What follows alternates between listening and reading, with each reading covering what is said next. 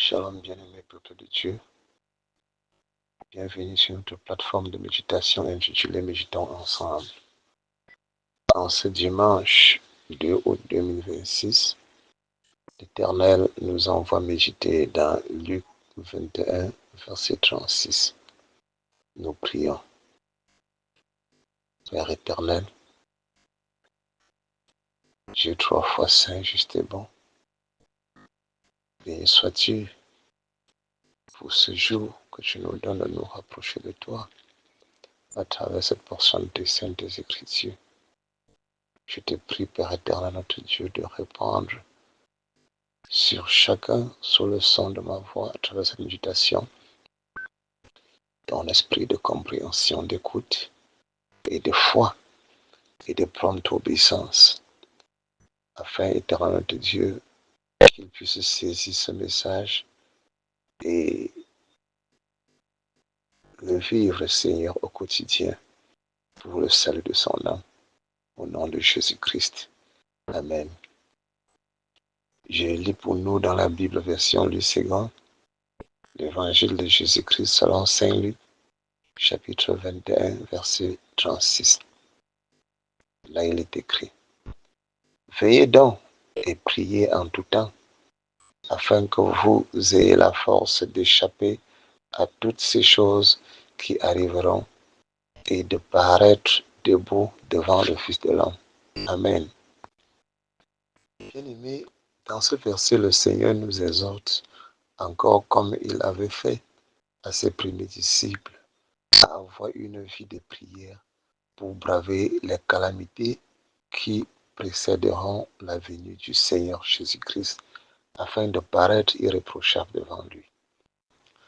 En tant qu'enfants de Dieu, nous devons savoir que depuis que Lucifer avait été déchu du royaume des cieux, il est descendu sur la terre avec ses anges pour combattre l'homme, afin de l'entraîner dans son royaume loin de Dieu. Le diable est une réalité et veille à ce que sa mission n'échoue pas. C'est pour cela que le Seigneur Jésus-Christ lui-même dit cette parole à ses disciples, afin que l'ennemi ne les surprenne pas et ne les éloigne pas de Dieu. Le Seigneur nous exhorte à veiller et prier pour avoir la force d'échapper à ces calamités et qu'il nous trouve debout à sa venue. Cette force ne peut provenir que d'une vie de sanctification qui nous éloigne de Satan et nous rapproche de Dieu. Celui qui veille dans la prière et mène une vie de sanctification ferme ainsi les portes par lesquelles l'ennemi pourrait passer pour le renverser. Et c'est ainsi que s'il persévère dans cette vie, le Seigneur Jésus-Christ à son retour le trouvera debout dans son attente. Puisse l'Éternel, qui donne à chacun le vouloir et le faire selon son bon plaisir, t'aider, bien-aimé, à mener une vie de prière et de sanctification, et que le Seigneur Jésus-Christ te trouve debout à son retour. Au nom de Jésus-Christ. Amen. Et bien-aimé, si c'est la première fois que tu nous rejoins sur cette plateforme de méditation, n'oublie pas de t'y abonner afin de ne rien rater.